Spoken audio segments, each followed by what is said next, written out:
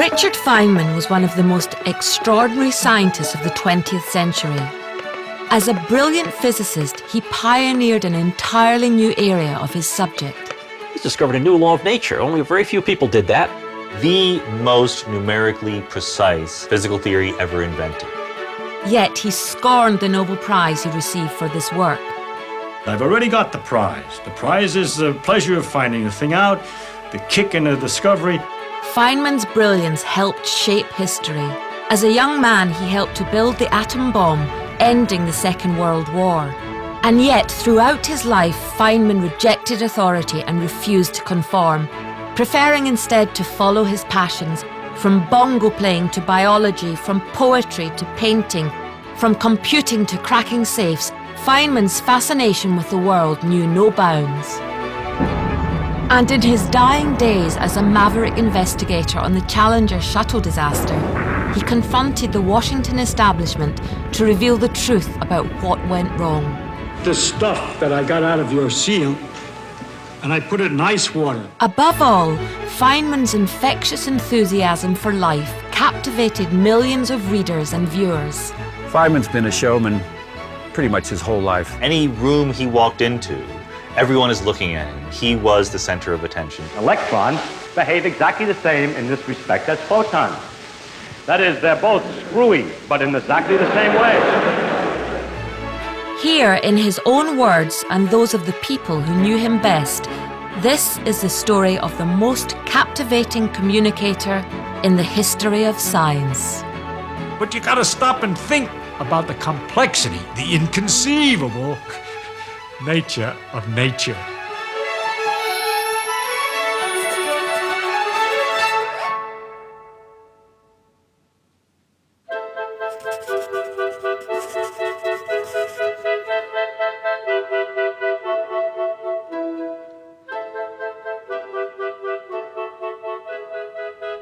When my mother was pregnant first, my father said if he's a boy, I want him to be a scientist.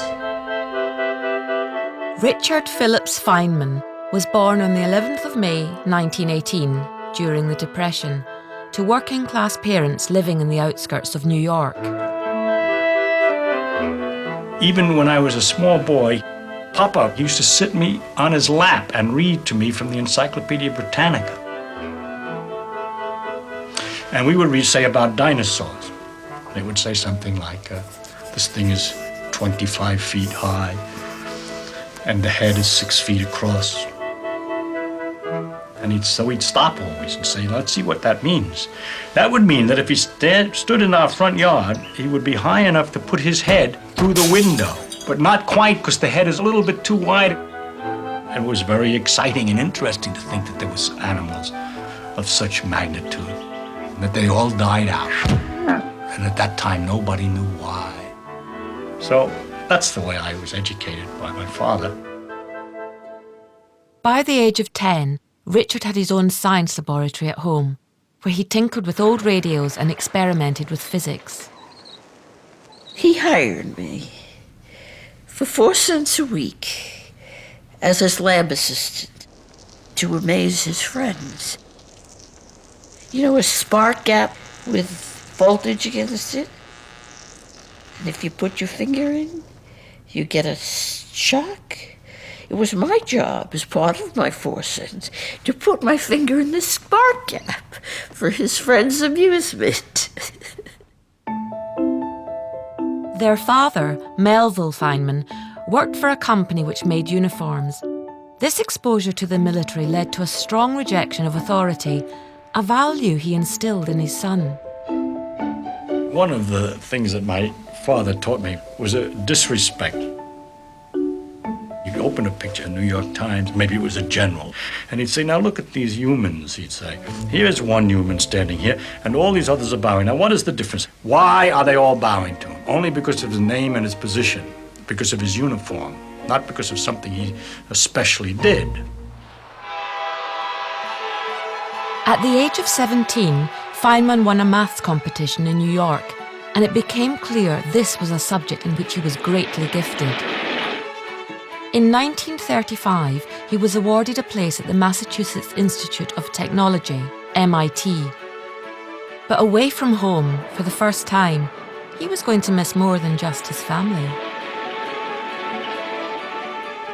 She was very beautiful, Arlene Greenbaum, the most beautiful girl on the beach.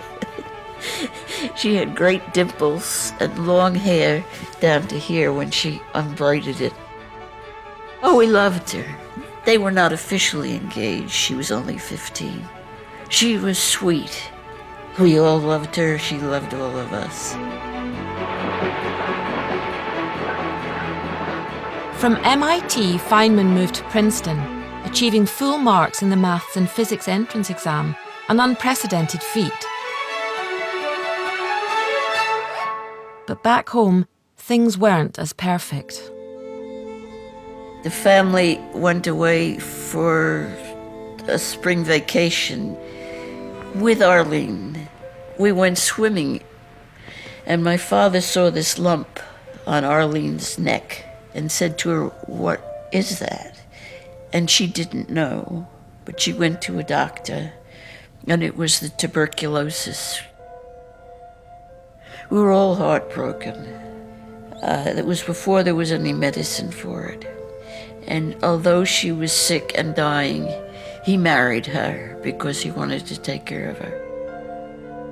It was very hard on my mother because she was afraid he would catch tuberculosis. But my mother wasn't given a choice.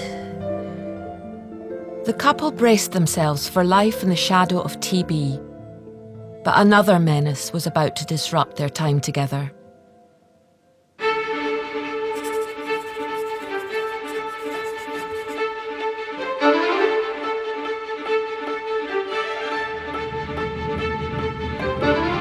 Just months before Richard and Arlene were married, America was drawn into the Second World War, following the bombing of Pearl Harbor.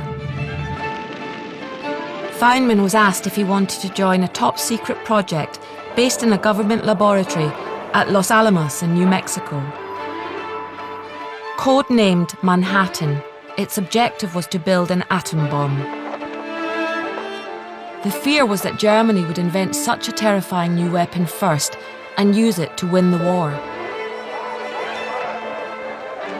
There was nothing that I knew that indicated that if we could do it, they couldn't do it, and therefore it was very important to try to cooperate. Germany was the center, the intellectual center of theoretical physics. They knew the power of this, that if Germany got this first, we have to make sure that they don't rule the world. I felt I should do in order to protect civilization, if you want. Feynman became a member of the Manhattan Project at Los Alamos. Here he joined some of the world's finest physicists, pooling their combined brain power to try to create the bomb. Oppenheimer was in charge of the scientific or engineering side, and he was quite a heavyweight. Fermi, Niels Bohr, the big names of extremely high level. Despite being surrounded by extraordinary physicists, the challenge of developing an atom bomb so quickly was an enormous undertaking. One fundamental problem was the sheer volume of calculations required. Without computers, it had to be done manually, slowing progress enormously. That was until Feynman arrived. He found a way to get calculations going in parallel, still manually, still each person doing one operation at a time, but working in parallel and then having the parts of the calculation come back together later, so that 3 problems in 9 months got turned around to 9 big problems done in 3 months. I put on the blackboard a challenge. Can we do it? To the boys. They all start to go, yes, we'll work double shift, we'll work overtime, we'll try it. As a result, we did problems nearly 10 times as fast. He somehow got this team of human computers to work at an inhuman pace and got things to roll. And that was when his scientific seniors, the big shots of science at that time, first became aware of this fellow. Despite being a key member of the most secret government project of the war, Feynman's streak of maverick mischief was never far away. So I used to pick the locks all the time and point out that it was very easy to do. And every time we had a meeting of everybody together, I'd get up and I'd say that we have important secrets and we shouldn't keep them in such things. We need better locks. Between safe cracking and doing physics calculations, the pace of life at Los Alamos was relentless. But for Feynman, it was a welcome distraction. In a sanatorium nearby, his wife Arlene was confined to her bed, slowly dying of her disease. At that time, dry climates were believed to be good for tuberculosis. So although he was at high altitude, she was at a lower altitude in a hospital. I remember the day she died. She was 25. He was 27. He was brokenhearted.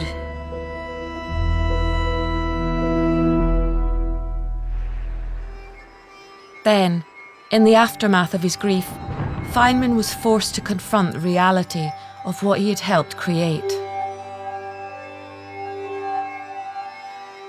They gave out dark glasses that you could watch us 20 miles away. They're going to see a damn thing through dark glasses. What I figured, the only thing that will really hurt your eye, bright light never can hurt your eye, it's ultraviolet light that does. So I got behind a truck windshield so that the ultraviolet can't go through glass, so that would be safe. And so I could see the damn thing.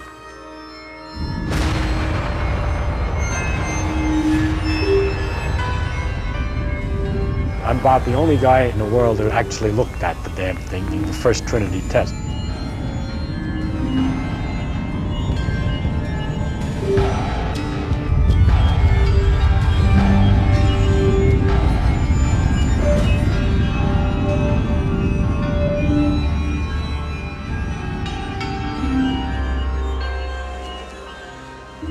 Three weeks later, America prepared to detonate a second atom bomb. This time, it wasn't a test. He had been expected to go as the scientist with the first flight. But the bomb was so successful, they decided they didn't need a scientist. So he did not go. Otherwise, he would have been in that plane.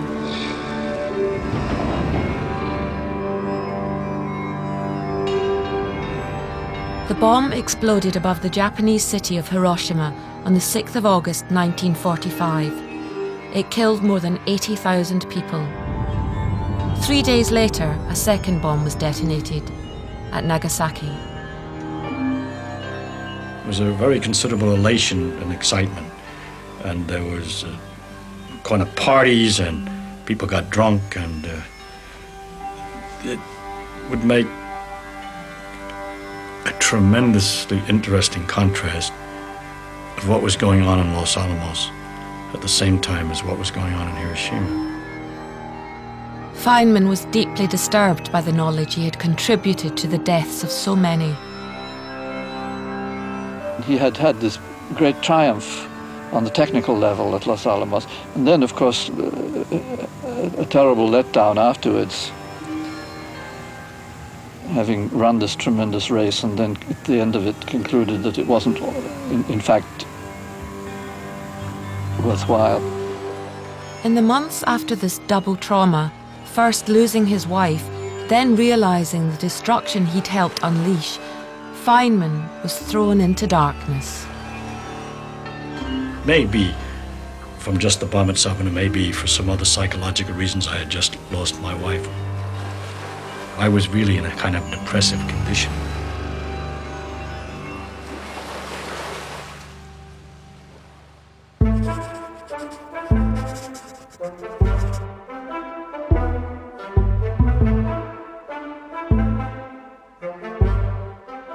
In the autumn of 1945, Feynman was invited to become a professor in the physics department at Cornell University.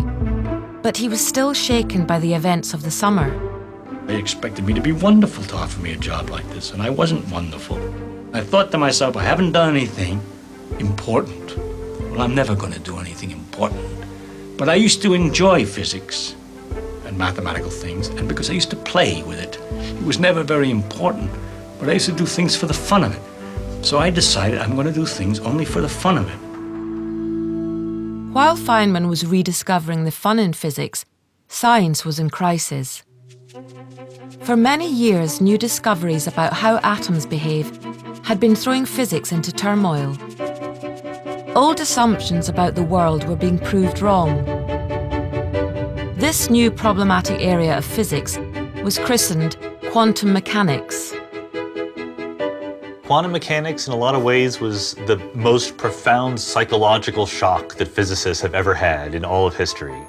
Newton was not right. You can know everything there is to know about the world, and yet you cannot predict with perfect accuracy what will happen next.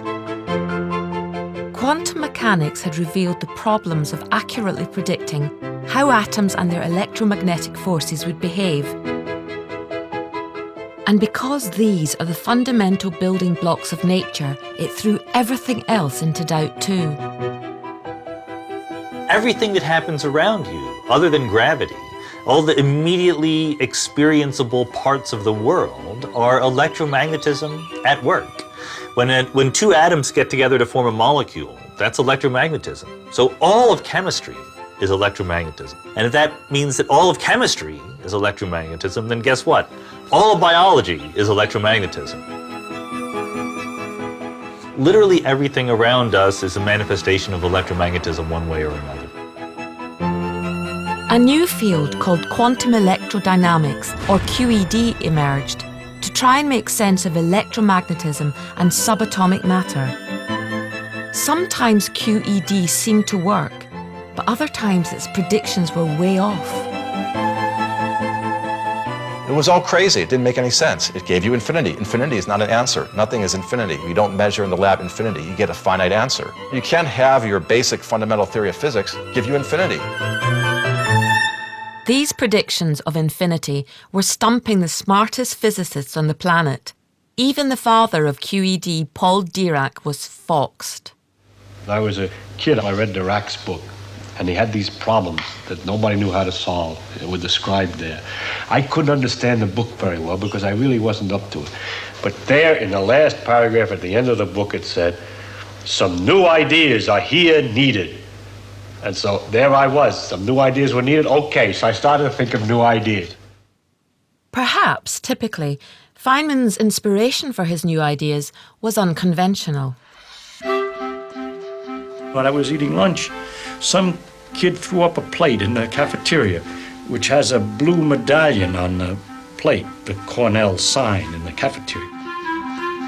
And as he threw up the plate and it came down, it wobbled and the blue thing went around like this. And I wondered what the relation was between the two. See, I was just playing, no importance at all. So I played around with the equations of motion of rotating things. And I kept continuing now to play with it. This rotation led me to a similar problem of the rotation of the spin of an electron, according to Dirac's equation. And that just led me back into quantum electrodynamics. Everything just poured out. It's just like taking a cork out of a bottle.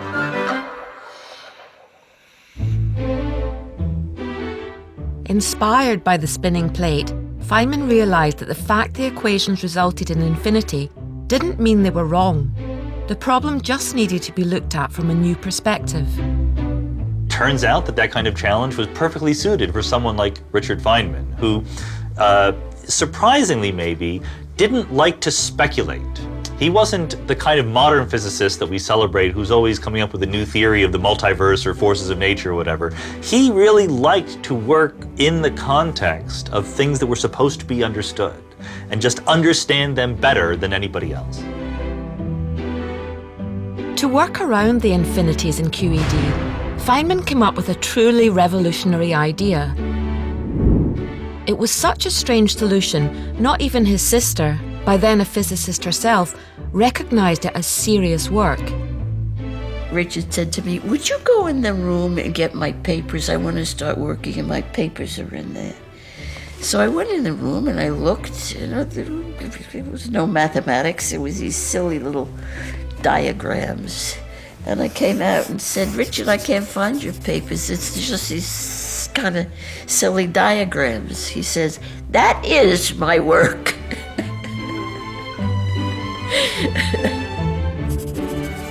The simple little diagrams Feynman had invented were a brilliant way to sidestep the complicated calculations required for QED. They were a sort of shortcut, allowing him to avoid the infinities and make meaningful predictions about the world.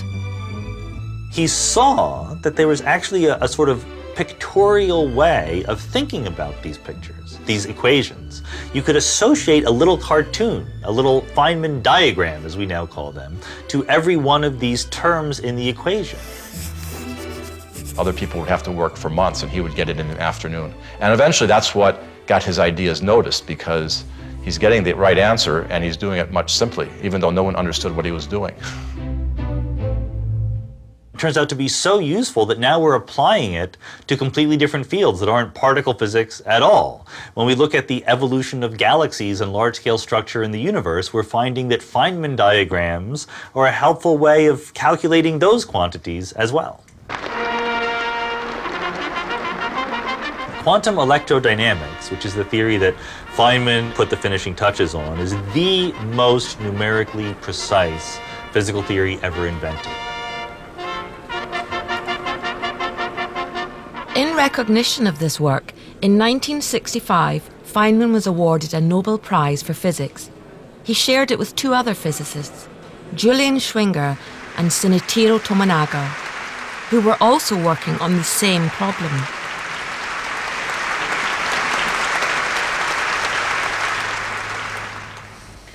Was it worth a Nobel Prize? I don't know anything about the Nobel Prize. I don't understand what it's all about or what's worth what. And if the people in the Swedish Academy decide that X, Y, or Z wins the Nobel Prize, then so be it. No, I think that it was entirely right and proper. It was one of the best earned Nobel Prizes there ever was, I would say. I don't see that it makes any point that someone in the Swedish Academy decides that this work is noble enough to receive a prize. I've already got the prize. The prize is the pleasure of finding the thing out, the kick in the discovery, the observation other people use it. Those are the real things. The honors are unreal to me. I don't believe in honors. It bothers me. Honors bothers me. Honors is epaulets. Honors is uniforms. My papa brought me up this way. I can't stand it. It hurts me.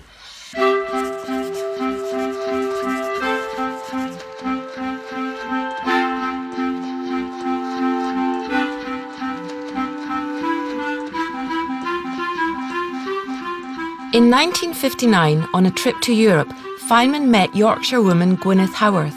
A year later, they were married.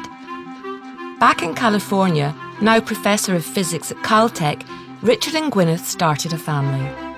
I got a kick when I was a boy of my father telling me things, so I tried to tell my son things that were interesting about the world.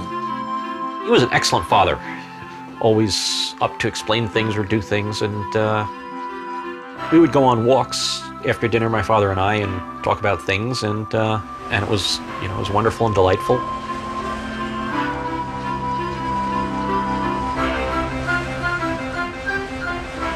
I'd ask him about things and he'd try to explain them. Physics and math and history and politics and science fiction and life, the universe, and everything. I'm very lucky that I got to do that 2 or 3 times a week. Say, let's go for a walk. Sure. Growing up with Richard Feynman as your dad was never dull, particularly if you were his teenage daughter. My parents ordered a car, a van that we could all go camping in, and they had it painted, which was so odd because they weren't like this at all. Father may have been immune to embarrassment, but I certainly was not. And they had, the diagrams painted on it. So most people thought they were Indian designs, but I remember once we'd just gone to McDonald's and we were in the parking lot and walking out to the car, and someone asked us, "Why is your van covered in Feynman diagrams?" My mother says, "Because we're the Feynmans." Feynman's reputation as a communicator of science was spreading around the world. In the early 1960s, he began presenting lectures for the public, which were televised.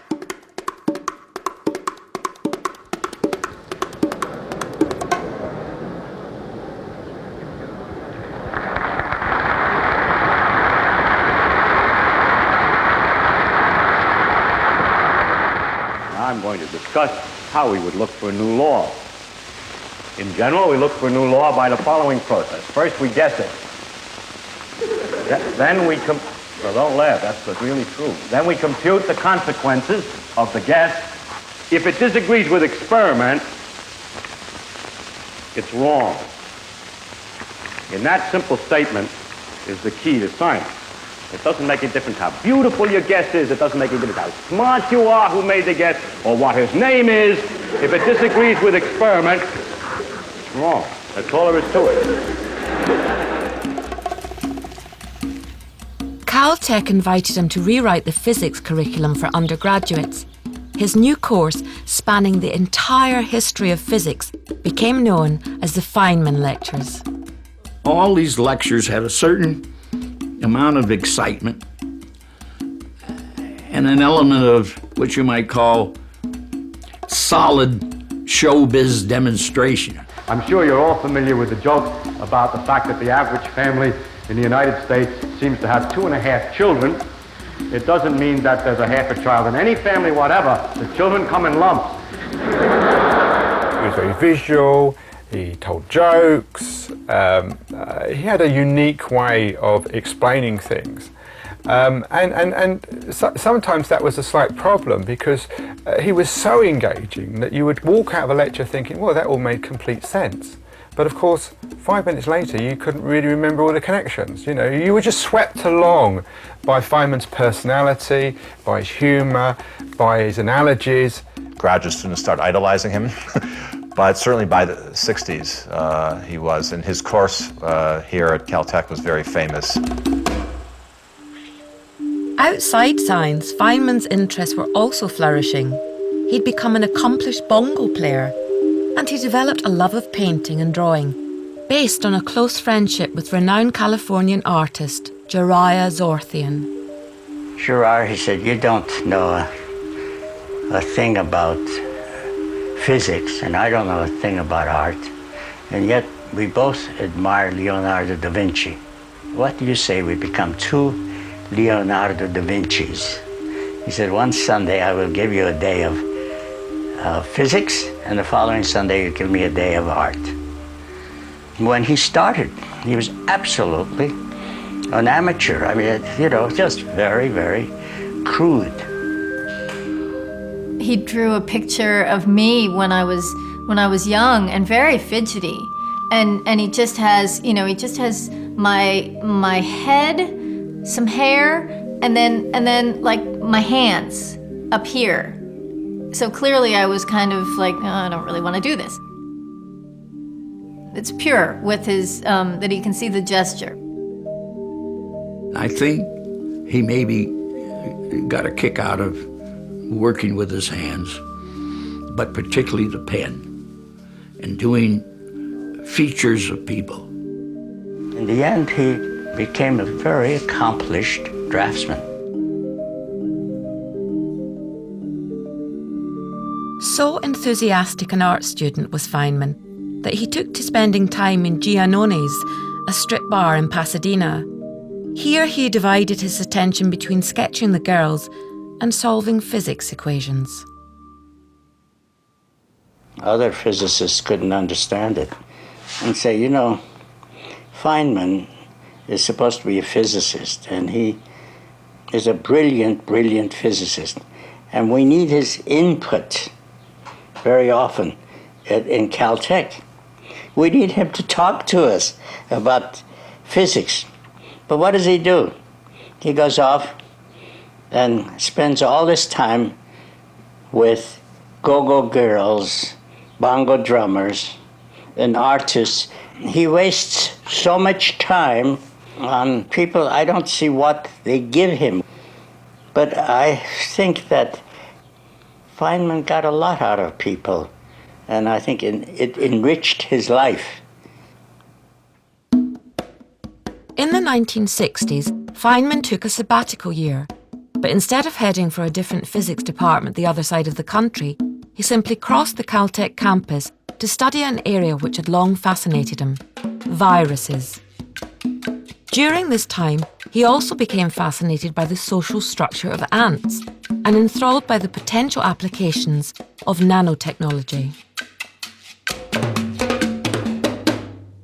I think in the long term of what he wanted to be doing this year and next year, he would think about figuring out some secret of the universe. But in terms of day to day or hour to hour, he was always guided by what seemed interesting and fun, and just sort of an intuition for the right thing to work on. In the early 1980s, his son Carl's budding career in the emerging field of supercomputers proved irresistible. He signed up for a summer job at Carl's startup company in Boston. We were a bunch of MIT students starting a company. So the first day we start the company, I get this knock on the door. I open the door. And he showed up and he said, Feynman reporting for duty, what should I do? Salutes. I think, uh-oh, I haven't figured out what I'm going to do with this guy.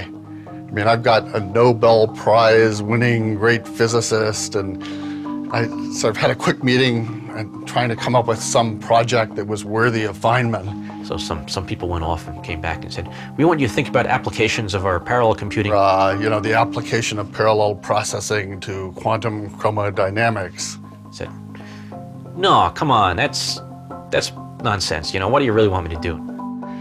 And I said, well, actually, we don't really have any pencils or paper. He said, right, I'll go out and buy some. So his first duty was to go out and buy the stationery for the company, all the paper clips and pencils and so on. That was his first assignment.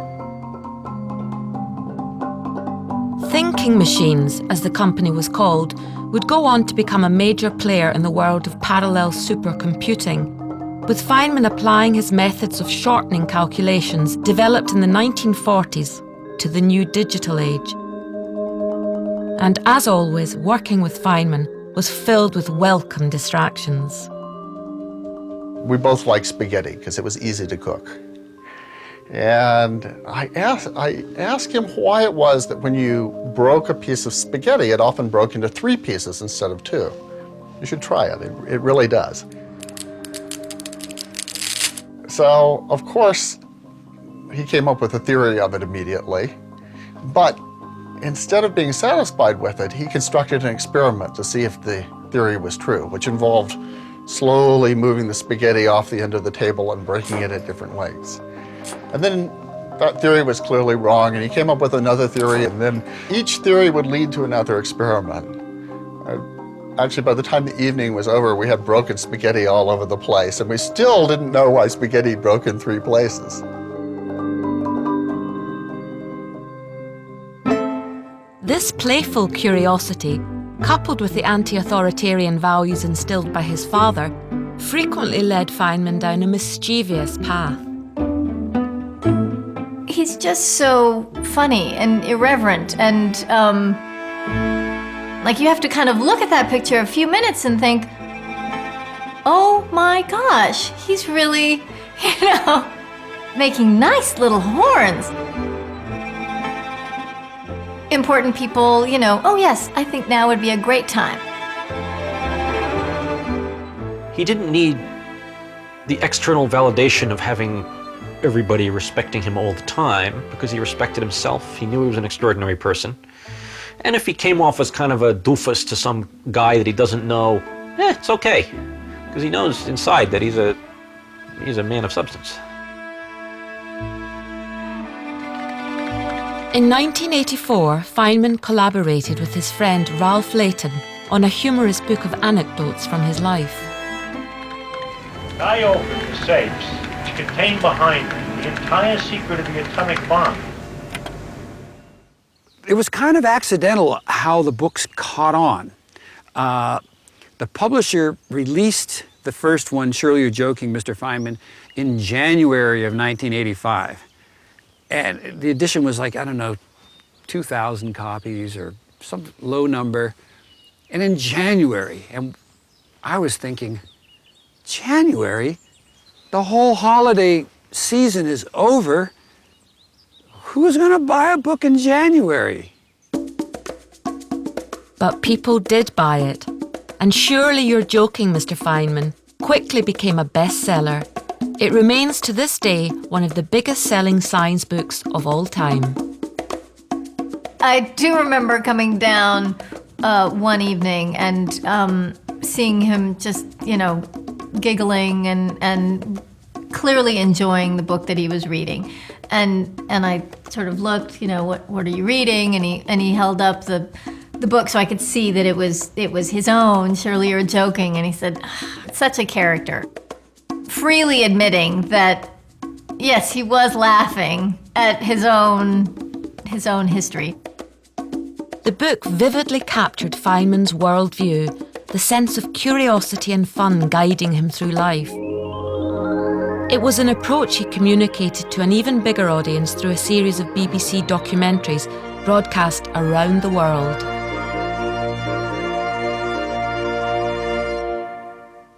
I have a friend who's an artist and has sometimes taken a view which I don't agree with very well. He'll hold up a flower and say, look how beautiful it is. And I'll agree. And he says, you see, as I as an artist can see how beautiful this is, but you as a scientist, take this all apart and it becomes a dull thing. And I think that he's kind of nutty.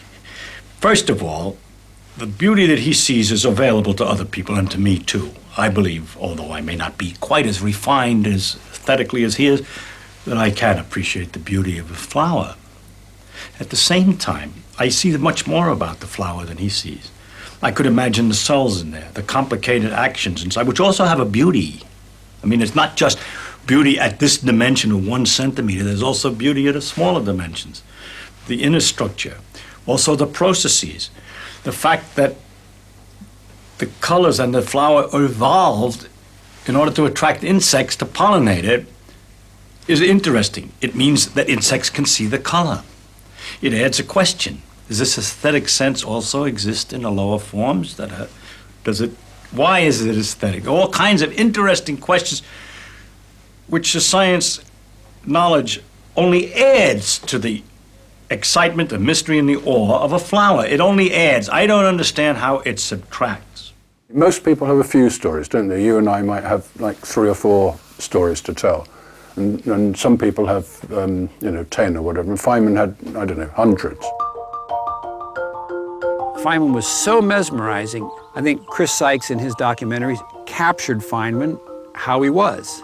He takes enormous pleasure in finding out about things and exploring life and everything it has to offer. But more than that, he takes tremendous pleasure in telling you about it. Yeah, I think he was pleased with how it worked out, that he was able to communicate with so many people, sort of his view of the world and of nature and so on.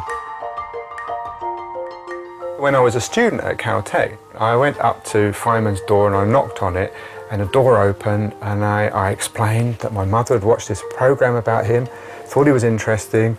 She had no science background, and I said, do you think you can write to her? Because maybe I'll have a better chance of teaching her physics. And Feynman did write to her. He wrote a letter in which he said, Dear Mrs. Chown, ignore your son's attempts to teach you physics. Physics is not the most important thing. Love is.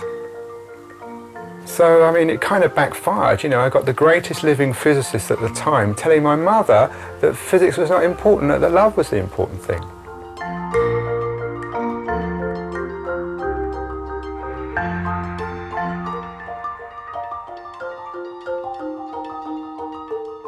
Through his films and books, Feynman had touched the lives of millions. Yet, there was something all this success and recognition couldn't alter. I did a lot of running. And Feynman thought, gee, that's a healthy thing to do, so he started running too. And when you start running regularly, you lose weight. And Feynman suddenly noticed that one side kind of bulged out. They discovered a big mass in his abdomen, and he came home and reported that it's the size of a football. It's consumed one whole kidney. So, well, I went to the medical library, I looked things up, and I figured it's about a 30% chance it'll kill me. So, not the kind of thing you want to hear from your father, but exactly the kind of thing he would say. And he sort of quit working at that point because, surgery and chemotherapy and so on, it's a full-time job. One day, his secretary, Helen Tuck, called me up to tell me that Dick had cancer and he was going into the hospital for an operation the following Friday. And it was a very dangerous operation, and it was not assured that he would survive it. I promised not to tell anyone, and he didn't know that I knew. And I told him somebody had found an apparent error in a calculation that we had done and published together. And so on Monday morning, we met in my office, and he sat down and started working. And he was consumed by it. All of his energy, all of his attention was devoted to solving this problem. And we worked on it all day long. And finally, at 6 o'clock in the evening, we decided that the problem was intractable. It couldn't be solved. We couldn't figure out what the answer was, and we gave up. And we went home.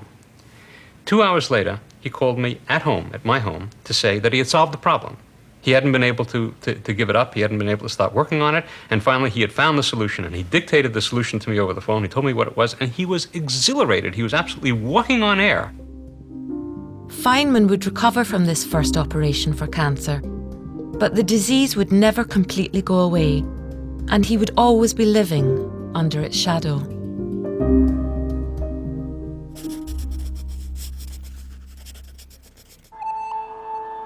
We have main engine start, 4, 3, 2, 1, and liftoff. Liftoff of the 25th Space Shuttle mission, and it has cleared the tower. Roger, roll, Challenger. Good roll program confirmed. In January 1986, NASA launched its 25th Space Shuttle mission. It symbolized a new era of spaceflight by adding a school teacher called Krista McAuliffe to the crew. 65 final. CDL confirms follows. Thank you. Challenger, go at throttle up. I was in social studies, and I think we were taking a test, and the teacher came in and said, "We've had a horrible accident."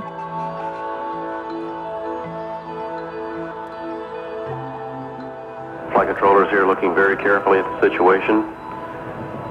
We have no downlink.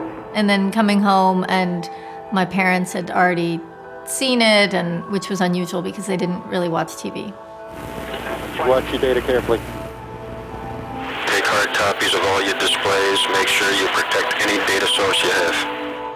The loss of their space shuttle and its crew of 7 live on TV shocked America. The country was thrown into mourning.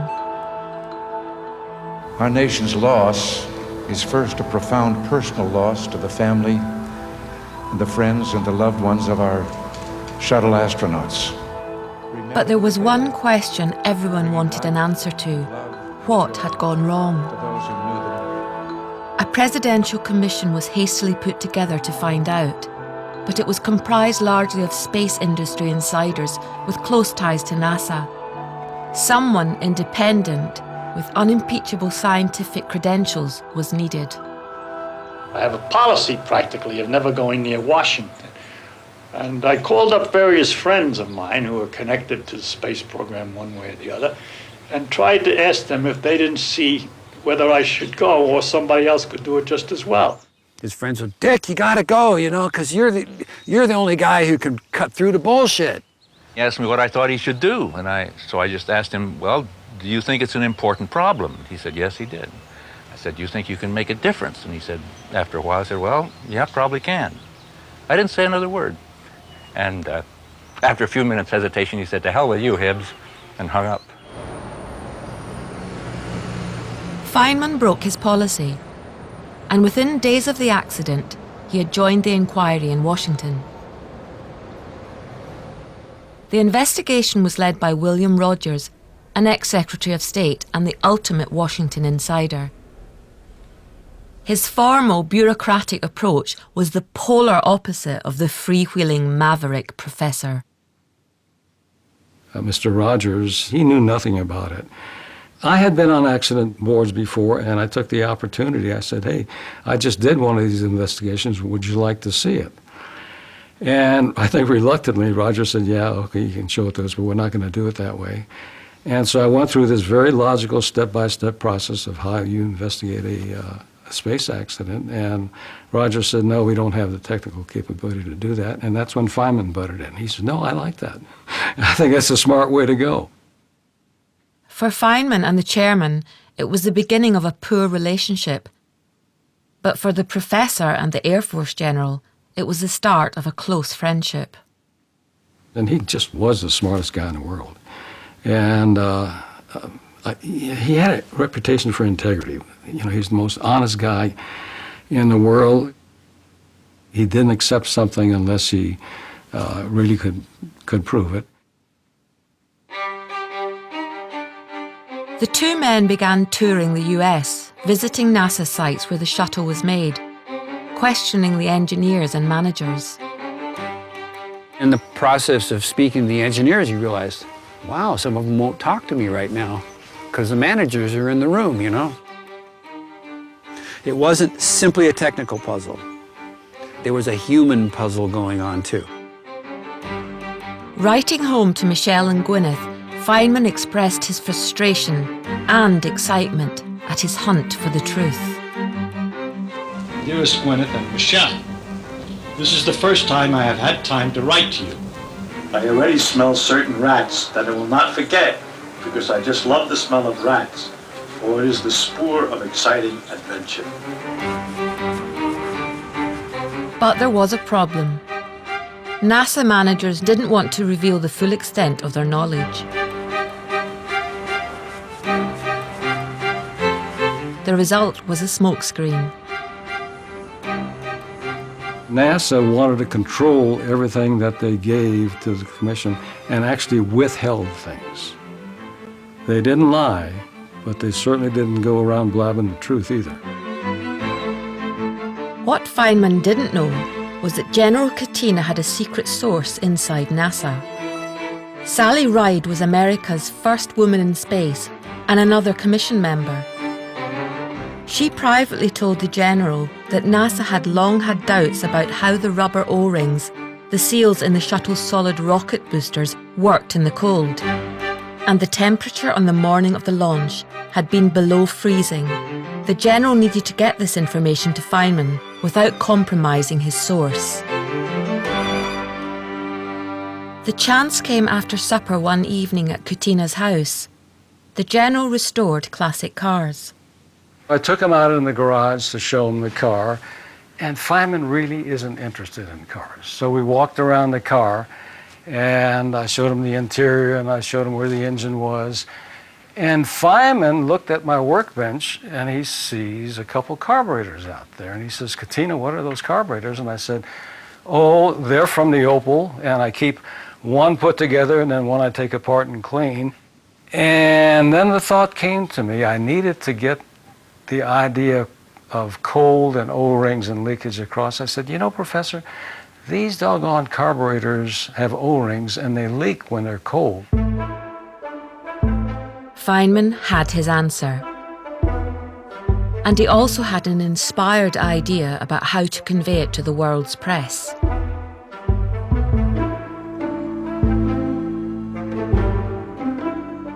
From that and the various things that you told me about the need for resilience and the lack of resilience. When the commission next met, he began questioning senior engineers about the effect of cold on the O-rings on the morning of the launch. Their replies were evasive, denying that temperature could have had an effect. Before the event, from information that was available and understanding that was available, was it fully appreciated everywhere that this seal would become unsatisfactory at some temperature, and was there some sort of a suggestion of a temperature at which The SRB, I guess you call it, Yes, sir. shouldn't be run. It was the judgment that under the conditions that we would see on launch day, given the configuration that we were in, that the seal would function at that temperature. That was the final judgment. It was Feynman's chance. He decided to use the power of a classic science demonstration. During the hearings, they had that actual O-ring joint, and we're passing it up the road. It goes to Feynman. I'm sitting to his left, and I hand it to him, and he puts it down.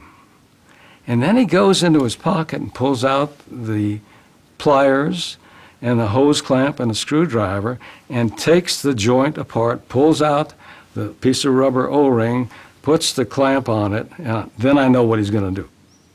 He sees the ice water, and he swears it was just kind of an accident. He got this idea, wait a minute, I know how I can get data on how rubber is when it's cold. He clamped a piece of rubber and put it in a beaker full of ice water. Well, I took the stuff that I got out of your seal and I put it in ice water. And I discovered that when you put some pressure on it for a while and then undo it, it maintains, it doesn't stretch back, it stays the same dimension. In other words, for a few seconds at least, and more seconds than that, there's no resilience in this particular material when it's at a temperature of 32 degrees. I believe that has some significance for our problem.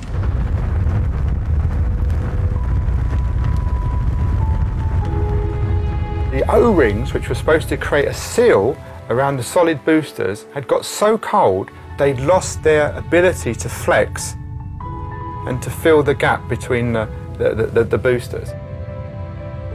And that's why the fuel had leaked and the shuttle had exploded. Feynman had nailed once and for all that the cold could have been the cause of the shuttle's failure just 73 seconds after launch. It really was a turning point in the investigation. It couldn't be ignored. In the summer of 1986, the Commission's report was submitted. In its appendix, Feynman added a stark reminder about the limits of science. His last recommendation, I think, was really summed it up in one simple paragraph. For a successful technology, reality must take precedence over public relations, for nature cannot be fooled.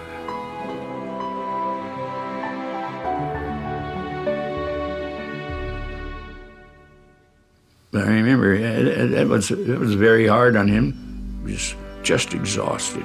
He came over, he says, came over to tell you that my cancer's come back again. Doesn't look too good. So I don't know what we talked about. And I don't know how I got off on the subject. I said, I've been thinking about an invariant in turbulent flow. He said, what do you mean? I explained a little bit what it was all about. An invariant, yeah. I said, well, under these such and such conditions. He says, let's see. So I had a notebook there. He took the notebook and he wrote it all down, step by step. I think it took 13 steps to get to that. He says, yes, that's true. It is an invariant. Then he says, you got me thinking about physics again. I can go home now. Feynman went into hospital for the last time in February 1988. His kidneys were failing, and he decided he didn't want to go through with dialysis to prolong his suffering. And I still sort of thought, no, this isn't the way it is. But he was able to handle a lot of physical difficulties as long as his mind was sharp. When a person is dying, their hands move a little. And the nurse who was there says he's not trying to communicate, that's just natural. And he raised his hands like this, and he went like this, which, if you know it, is the symbol that a magician gives when he's going to do a trick, okay? And he went He was communicating, again, of his observations of the world. The doctors were wrong. He could hear. He could move if he tried hard enough. And he could hear and understand what was being said. And those were his last words. Richard Feynman died on the 15th of February 1988 in hospital in Los Angeles at the age of just 69. When I took my last walk with Richard Feynman, he was telling me a bunch of funny stories, but I realized the message behind the stories was that he was about to die of cancer, and I got very sad. And he noticed it, and he asked me what's wrong. And I said, I'm sad because I'm realizing that you're about to die. And he said, yeah, that bugs me sometimes too. But not as much as you think, he said, because you realize that at some point in your life, you've told a lot of stories, and those stories are going to stay around even after you're gone. Today, over 25 years since his death, Feynman's prophecy has more truth than he could ever have imagined. Through an invention that hadn't been created when he died, his stories do live on. Because through their reimagining on the World Wide Web, a new generation is discovering the delights of time with Feynman. It's fantastic to just be able to Google Feynman, Richard Feynman, you know, any kind of variation, and there it is. You know, you have a lot of stuff out there. I see my father referenced in popular culture a lot more now than when he was alive. I have a friend who's an artist and has sometimes taken a view which I don't agree with very well. He'll hold up a flower and say, look how beautiful it is, and I'll agree. And he says, you see, as I as an artist can see how beautiful this is, but you as a scientist take this all apart and it becomes a dull thing. And I think that he's kind of nutty. You wonder what Feynman would have made of the internet. And I think he would really, really like the idea that he's spread all over the world in clips, short and long, on the internet for maybe all time. I think he'd like that. You know, then you just touch it like this. A poet, I think it is. And you bring his voice right back, you know. The whole universe is in a glass of wine. I don't know. I don't think we'll ever know in what sense he meant that. For the poets don't write to be understood. I know what I'll remember him for being a good brother and a good person. He wasn't just the scientist, he wasn't just the artist, he wasn't just the educator. He was physics with a human face. You know, he showed that in order to be a top-ranked physicist, you can still be a human being. So I think that's a very important legacy to people who want to do science. You know, it's a human endeavor, and he showed that.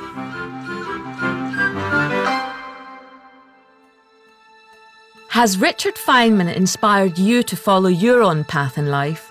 Join the Open University to explore your options and find out more about how he revolutionised the face of physics. Go to bbc.co.uk/Feynman and follow the links to the Open University.